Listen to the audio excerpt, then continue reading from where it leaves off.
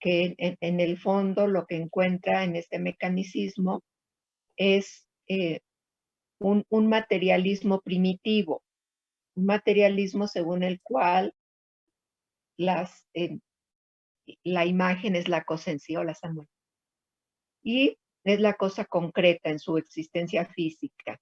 Y también va a revocar Bergson la vía de los idealismos. Y en el idealismo elige, digamos, como figura con la cual conversar, lo elige como interlocutor a Berkeley. Y es esta la relación que mantiene con Descartes, ¿no? La relación es que va a revocar la filosofía cartesiana, va a revocar esta concepción mecanicista que Descartes presenta en torno al cuerpo. Eso es lo que va a revocar Bergson, y es por lo cual pueden estudiarse juntos, estudiarse a Descartes y a Bergson, porque para Bergson es importante desbordar el pensamiento cartesiano. Y cada vez que tratamos en filosofía de hacer un desbordamiento, de sobrepasar unas ideas, pues es necesario conocer esas ideas que estamos revocando, conocer esas ideas que se están tratando de desbordar, de ese pensamiento que quiere llevarse más lejos. Y bueno, entonces, por eso es importante Descartes. Y también decíamos hace una semana, hay metafísica en Descartes. Y bueno, claro, este textito brevísimo de las meditaciones metafísicas, pues nos permiten asegurar que sí hay una intención metafísica en Descartes, que sí podemos estudiarlo dentro de un curso de metafísica, y entonces eso pues ya nos autoriza así estudiar. ¿Qué es lo que encontramos? Y sí, me decían unos compañeros hace una semana, lo que está haciendo Descartes es prolongando, es tomando ideas que ya estaban presentadas 1200 años antes, 1100 años antes por Agustín de Hipona. Y en este sentido, pues se dice a menudo que Agustín de Hipona anticipó con mucho a la modernidad filosófica. Y la anticipa por lo menos en dos sentidos. En el sentido de cómo comprende el tiempo, cuando pensamos en las preguntas que se formula Agustín de Hipona en torno al tiempo, cuando dice, pues el tiempo lo vivo, el tiempo lo siento, pero si me preguntas qué es el tiempo, no te sabría explicar qué es el tiempo. Y luego esa formulación del presente eterno, pero el presente del pasado, el presente del presente y el presente del futuro, que plantea en sus confesiones en Agustín de Hipona, es ya una anticipación del tiempo moderno, de la flecha temporal, como dirá Kant.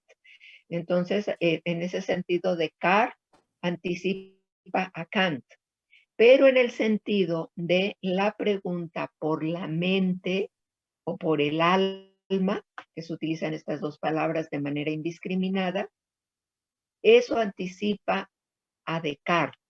Entonces, en el sentido del tiempo, Agustín anticipa a Kant, pero en la pregunta por la mente, por el alma, anticipa a Descartes. Y bueno, entonces sí, efectivamente, en Trinitate prácticamente ya están las meditaciones metafísicas de Descartes. Desde luego, Descartes va a plantear nuevas cosas cuando ofrece las pruebas sobre la existencia de Dios, pero esa cuestión de qué hay en esa interioridad, valga la expresión, en esa interioridad profundamente íntima, en la mente, que es lo más interior de nuestra realidad, ¿qué es lo que hay? ¿Qué la constituye? ¿Qué habita a la mente? Y ya Agustín, y así lo va a tomar Descartes, lo que habita a la mente, pues es eso que le va a llamar Descartes, esa autoconciencia, esa conciencia de sí, que se va a expresar en un primerísimo momento, en una primerísima instancia, se va a expresar como duda. En Agustín ya está la duda. Claro que Agustín no hace de la duda un método, no hace un sistema, no la plantea como el principio para pensar correctamente, como sí lo hará Descartes. Pero ya está esa inquietud. Dice Agustín, cuando se está narrando la cuestión de su conversión, dice, quien duda vive. Dudar es una señal de vivir. Si dudo, puedo estar ya muy atribulado, puedo estar casi inconsciente, es decir, ya no tengo conciencia del mundo material que me rodea, ya tengo un nivel de introspección tal que me deslinda del mundo exterior, pero si estoy dudando, esa señal me está indicando que sigo vivo. Y ahí está, dudar, el dudar es vivir para Agustín. Claro, Descartes lo va a poner más va a usar más el verbo ser. Agustín no utiliza el verbo ser, utiliza el verbo vivir. Dudo, y vamos a poner la frase ya en un sentido cartesiano. Agustín habría dicho, dudo, luego entonces vivo. Y está mucho más rico introducir el verbo vivir. Y en el caso de Descartes, pues ya sabemos que su formulación es dudo, pienso, existo. Y luego ese dudar va a quedar confinado, va a quedar exclusivamente en el uso del sistema, del método, el método para pensar. Entonces, dudo se va a retirar del cogito ergo sum, se va a retirar de esta máxima cartesiana y lo que va a quedar es el pienso. Entonces, el cogito, ese dudar, inmediatamente se traduce, antes que en existir, se traduce en pensar. El cogitare, la duda, la traduce inmediatamente Descartes en pensar. Y por eso es que puede hacer el je pense, ¿no? El pienso, y la consecuencia inmediata de pensar o la constatación inmediata de pensar es existir. Es ser. Ser y la siguiente, hay aquí una modulación, se va derivando. El cogito, el cogitare, se convierte en pensar, el pensar se prolonga en ser y el ser se prolonga en existir. Entonces queda el yo pienso, luego existo. Y en esta máxima, en este presupuesto, este es el presupuesto filosófico de Descartes. El cogito ergo sum es el presupuesto filosófico de Descartes, es lo que imanta, es lo que activa el pensamiento. Es desde ahí que todo pensamiento se produce, desde el cogito ergo sum. Pero luego hay un problema de lenguaje, porque sabemos que las meditaciones metafísicas las escribe en latín. Entonces, originalmente, la escritura es cogito ergo sum. Eso, ahí vamos a llegar a la segunda meditación. La meditación que coloqué en plataforma es la primera meditación, que no es otra cosa más que la recuperación de todo lo que ya había trabajado Descartes en el discurso del método. Ahí recupera en esa primera meditación, está una síntesis del discurso del método, de cómo tiene que proceder a partir de la duda. Tiene que, digamos, poner en duda todos los conocimientos que había acumulado, porque quizá la mayoría, si no es que todos, no son conocimientos más que provenientes del cuerpo, de los sentidos corporales, de la opinión. Y entonces tendrán que borrarse, hacer una tabula rasa para buscar un nuevo inicio para pensar. Y noten esto, esta preocupación de un nuevo inicio, vamos descubriendo las entrañas del pensamiento de Heidegger. Porque Heidegger justamente va a plantearse ya en el siglo XX va a plantear la exigencia de un nuevo inicio. Heidegger busca un nuevo inicio para el pensar, pero está en Descartes. Ujú. Y entonces, así es, estudiando a estos filósofos, vamos descubriendo las entrañas de los filósofos que estarían por venir. ¿Mm? Así como estamos descubriendo que en el cogito cartesiano, en realidad está el cogito agustiniano. Y estas resonancias, esos vínculos que no siempre son inmediatamente reconocibles en filosofía, nos va llevando a un punto en el cual, cuando ya tenemos varios años en filosofía, como es mi caso, que ya tengo muchos años leyendo filosofía y que sigo siendo tan nerd como cuando estudié la carrera. Esto quiero decir que yo todos los días estudio filosofía, aunque leo filosofía, aunque esté en vacaciones. No hay vacaciones para la mente, porque creo que ya ustedes lo saben. El saber filosófico es sumamente celoso. Si lo descuidamos y dejamos de frecuentar la filosofía durante 2 semanas, 3 semanas o un mes, ya perdimos mucho terreno de lo que habíamos ganado.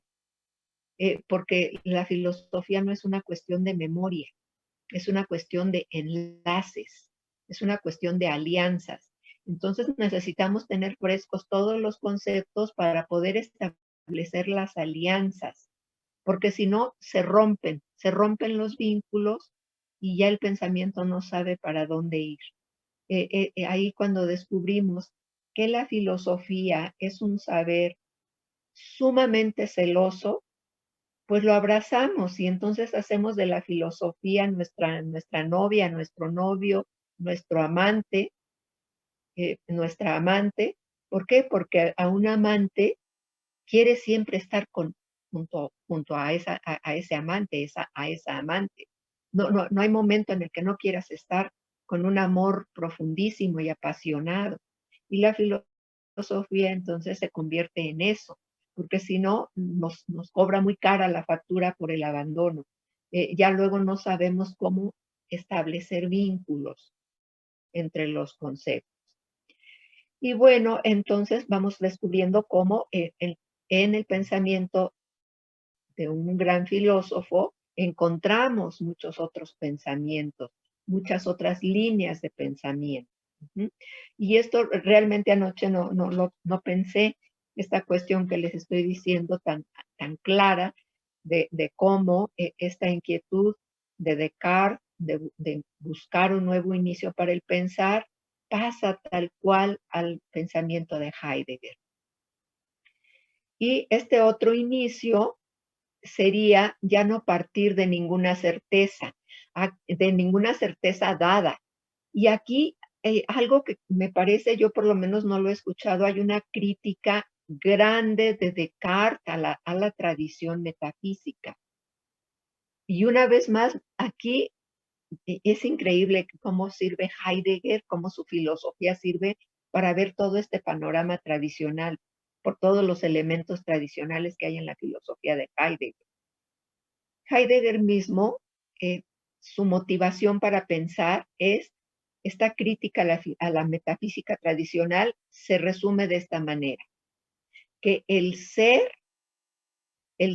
aristotélico es lo más determinado. Por eso es que Aristóteles se puede plantear todos estos trayectos de hablar de los atributos del ser, porque el ser es lo más determinado. Por eso se puede hablar de sus atributos. Y entonces Heidegger dirá, bueno, si el ser es lo más determinado, luego entonces no hay un tratamiento ontológico. Lo que hay es un tratamiento óntico. Y por eso Heidegger dirá, la filosofía ha discurrido desde la pregunta conductora por el ser. Es decir, una pregunta óntica por lo que el ser es, en vez de plantearse la verdadera pregunta, es decir, en sentido ontológico. No está la pregunta por el ser. Y en Descartes encontramos más o menos esa crítica, Cuando Descartes está diciendo, vamos a buscar un nuevo inicio para pensar, y ese nuevo inicio es la duda metódica, es la duda sistemática, lo que nos estaría diciendo es, ya no partamos desde la asunción, desde la presuposición de que podemos hablar de los atributos del ser. Más bien vamos a poner todo en duda. Ese es el otro inicio para Descartes. Ya no lo dado, sino la duda. Y ahí hay una crítica importante de Descartes a la metafísica tradicional. Entonces, Descartes, desde luego, es idealista, está dentro de la ruta de los pensadores idealistas, pero tiene esta aportación interesantísima de que al buscar otro inicio para el pensar, otro comienzo para la filosofía, ahí se está deslindando de la tradición. Ahí nos está diciendo, no podemos asumir que se puede hablar de los atributos del ser, sino que más bien para llegar al ser necesitamos poner todos nuestros saberes entre paréntesis. Hay que dudar de todo lo que creíamos conocer. Y es ahí donde la duda se convierte en ese otro inicio para el pensar. Y pues vemos que Descartes, yo les decía hace una semana, es de esos filósofos que luego no nos resultan tan amables, tan dignos de ser amados filosóficamente en una primera lectura, pero si nos ocupamos en ir deshojando su filosofía, hay cosas muy interesantes. Bueno, entonces, Agustín mismo ya nos había dicho en esta narración que hace en torno a su conversión. Dice Agustín, no quieras derramarte fuera, entra dentro de ti mismo, porque en el interior del hombre reside la verdad. Aquí está todo este trayecto icónico, recordando que un icono es una perspectiva invertida. Es decir, la perspectiva áurea que inventan los renacentistas es mirar, es lanzar la mirada hacia un punto donde convergen todas las líneas, es un mirar hacia afuera. Pero un icono es una perspectiva invertida. Hay que retrotraerse, hay que recogerse en el sentido incluso religioso, hay que recogerse, hay que ir hacia adentro, que el pensamiento se pliegue hacia adentro, porque dentro, dice Agustín, y en esta misma tonalidad va a estar Descartes, porque dentro es donde reside la verdad. Y aquí, pues, de pronto se nos presentan otra vez esas dos grandes vertientes de las que nace la filosofía.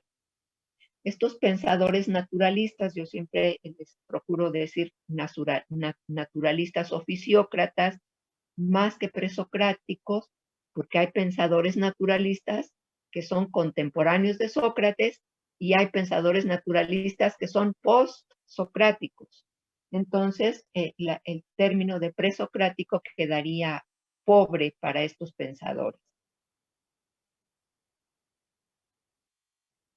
La filosofía tiene sus primeros esbozos con estos pensadores naturalistas. Eso que se nos enseña en nuestras primeras clases cuando iniciamos la carrera, cuando se nos habla del milagro griego, de ese tránsito del pensamiento ingenuo al pensamiento conceptual. ¿Qué encontramos ahí? Que los pensadores, que los sabios, todavía no filósofos, todavía no se acuña esa palabra de filosofía, los sabios quieren buscar o están en la búsqueda de un principio material que pueda sustentar a todas las cosas del universo. Lo que los naturalistas quieren es conocer el universo, quieren conocer el cosmos en su sentido físico, en su materialidad. Los arcai el arqué o los arcai que buscan los naturalistas es siempre un principio material. Y ahí, por eso tenemos al primero que es considerado como filósofo o como sabio, que empieza el tránsito hacia la filosofía, Tales de Mileto, la escuela de Mileto. El agua. Mileto plantea el agua como el elemento físico. No es un elemento especulativo, no es una forma vacía, no es una lógica vacía de contenido empírico. Es un elemento físico. Cuando Tales de Mileto dice, el agua es el principio de todas las cosas, ahí hay un fulgor del pensamiento, aunque claro, ahora sabemos que científicamente y propiamente hablando físicamente en la ciencia física es un pensamiento ingenuo. ¿Por qué? Pues porque el agua realmente no es el principio de todas las cosas, porque el agua misma es un compuesto, entonces es inocente el pensamiento en términos de ciencia, pero es brillante en términos de filosofía, porque lo que está tratando de encontrar Tales es un principio material para el cosmos, no una idea, ni un sueño, ni una ilusión, sino un principio material que pueda darnos razón de la constitución del cosmos, de la constitución del universo. Y entonces tenemos esta inquietud orientada hacia conocer el universo en su carácter material, en su composición física. Y luego el parteaguas está en Parménides. Parménides es heraclitiano al principio, pero luego hace su propia filosofía y es él quien plantea el principio formal del universo.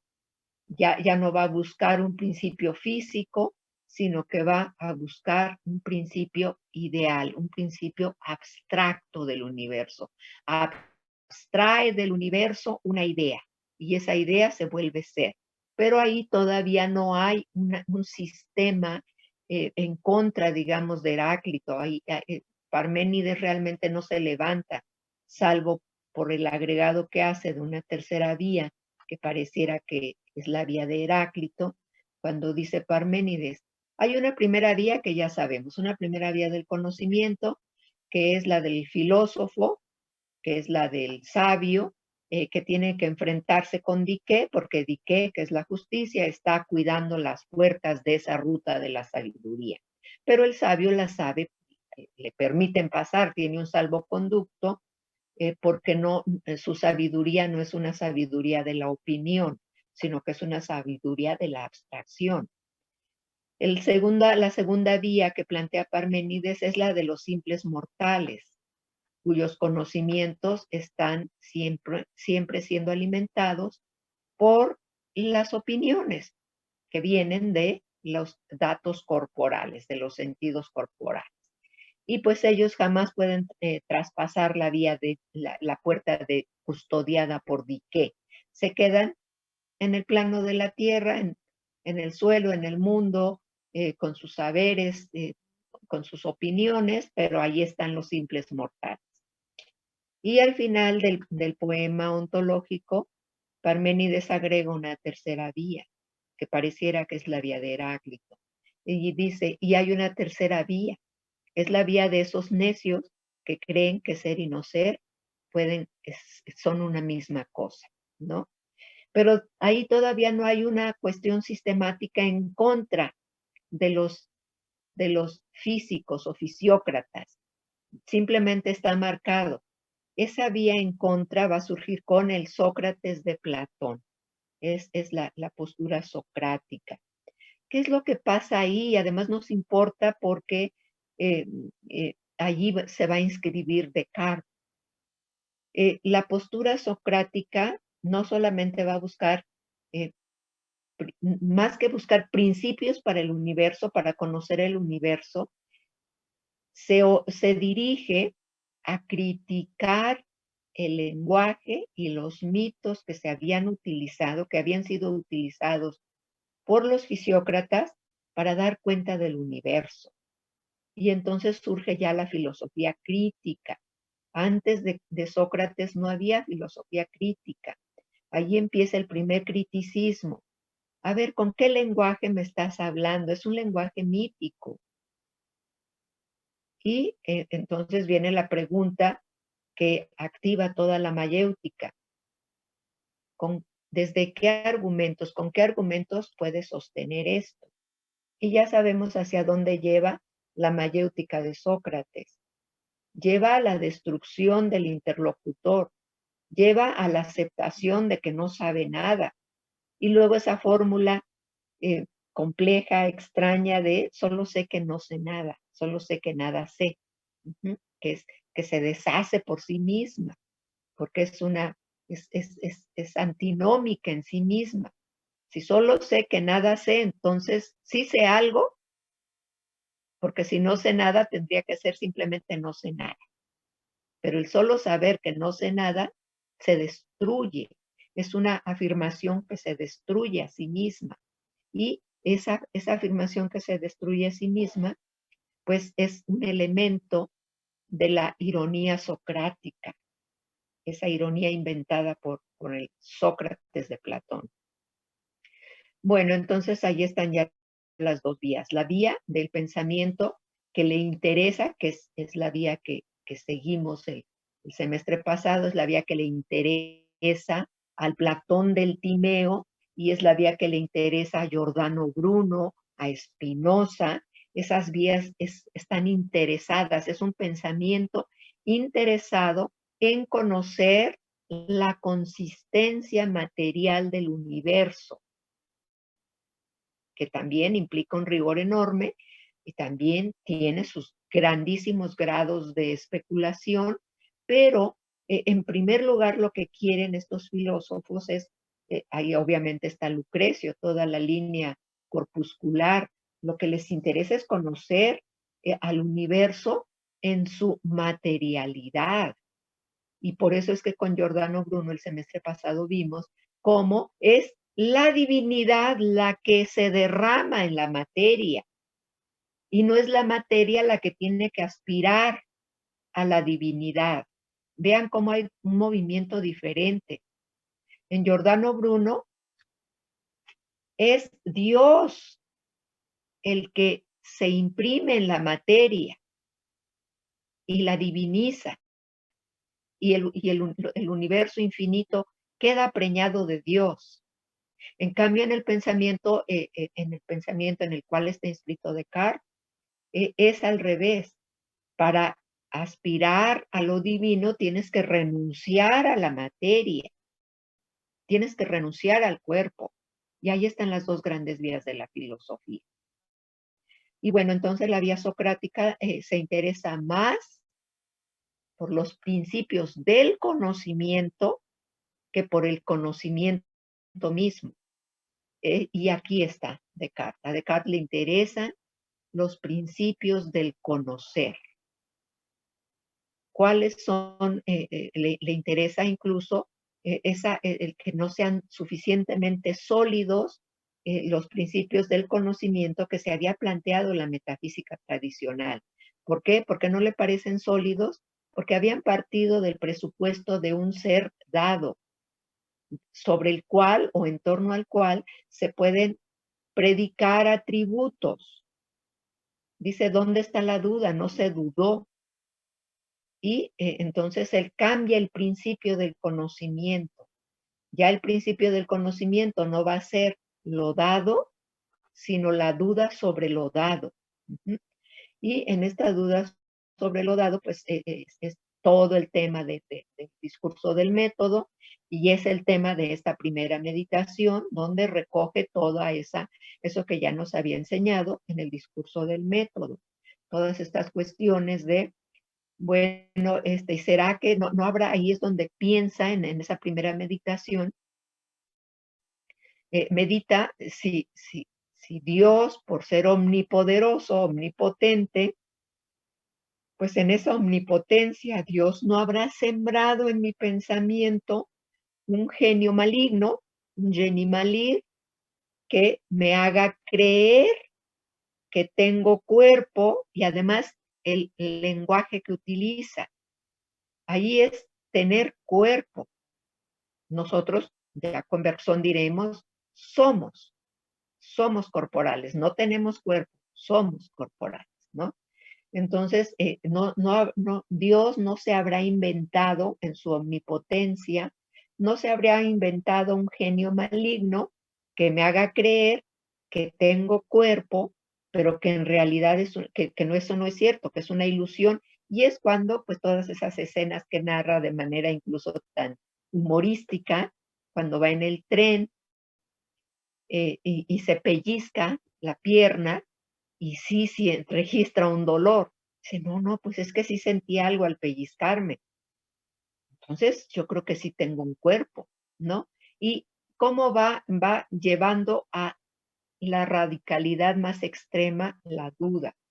A dudar, dice, bueno, pero no puedo dudar de todo, es decir, cosa por cosa, porque sería una tarea interminable. Y entonces decide que la ruta del método, sistema de, la duda, tiene que ser dudar, ya no de cada conocimiento, porque sería una tarea imposible, sino dudar de los principios que generan ese conocimiento. Y entonces llegamos una vez más a esa raíz que es la que está revocando Descartes. El principio del conocimiento en la metafísica tradicional es lo dado, el ser que es al cual se le puede predicar atributos. De eso hay que dudar. Y entonces así es como se duda del principio del conocimiento, porque dudar del conocimiento por sí mismo, pues le llevaría toda la vida, y porque todos los días nuestro entendimiento es tan rápido, nuestra inteligencia es tan rápida, que inmediatamente se explican las cosas. Ahí es muy útil ver cómo proceden los niños. Los niños, pues que están conociendo el mundo, les das algo, ponen la cara de trauma, la sorpresa, si es algo que nunca han visto, pero inmediatamente buscan una lógica para explicarse qué es eso. Y si tienen hermanitos o tienen sobrinos, regálenle algo que nunca ha visto, alguna forma, figura o colores, y la cara. Y si tú les preguntas, ¿sabes qué es esto? Te van a decir no, pero si tú les dices, bueno, ¿qué crees que sea? Empiezan a elaborar. Pues yo creo que es por esto. Obviamente toman elementos lógicos. Bueno, es que tiene tal forma, es que tiene tal color, tiene tal textura. Yo creo que es esto. O yo creo que sirve para esto. ¿Por qué? Porque a la inteligencia le gusta dar explicaciones, y a nuestra propia vida inteligente le gusta comprender todo. ¿Por qué? Porque cuando estamos en una situación en la que no entendemos, nos sentimos incómodos. Es muy inquietante no entender. Y esto es lo que nos ha pasado con esta experiencia mundial que estamos viviendo. Hace un año, bueno, todavía no se sabe mucho en torno a coronavirus, a SARS-CoV-2. Se sabía del coronavirus, pero no de SARS-CoV-2. Hace un año los científicos no sabían nada. Y todavía ahorita las vacunas, los procesos de vacunación que ya están en curso, sabemos que es vacunación de emergencia. ¿Qué quiere decir científicamente en la ciencia médica? ¿Qué quiere decir vacunación de emergencia? Que no está totalmente probada las vacunas que se están poniendo, porque para estar totalmente probada, pues tiene que pasar. Todavía no se sabe cuánto tiempo va a inmunizar a las personas que reciben la vacuna. Se cree que puede ser 1 año, tal vez 2 años, pero no se tiene la evidencia científica. Y es que la ciencia sí trabaja con evidencia apodíctica, con verdades apodícticas, con verdades demostrables. Pero todo esto es tan reciente que obviamente no hay todavía manera de demostrar. Ahorita en varios países de Europa e incluso en Estados Unidos no quieren utilizar la vacuna de AstraZeneca. Pareciera que es un boicot comercial. ¿Quién sabe qué hay detrás de esa negativa a utilizar? Están diciendo que produce coágulos y entonces ya muchos países no lo están usando y entonces que las vacunas se vayan a México. Ya Estados Unidos dijo, sí, que 2,5 millones de vacunas de AstraZeneca, que no le vamos a aplicar a nuestro pueblo norteamericano, que se vayan a México. Y en México, pues ni hablar, aquí todo bienvenido, no importa si se mueren algunas personas, no importa si, es decir, no hay elementos científicos para comprobar si efectivamente la vacuna de la marca AstraZeneca produce coágulos o no los produce, porque no está el tiempo para que esa verdad apodíctica sea demostrable.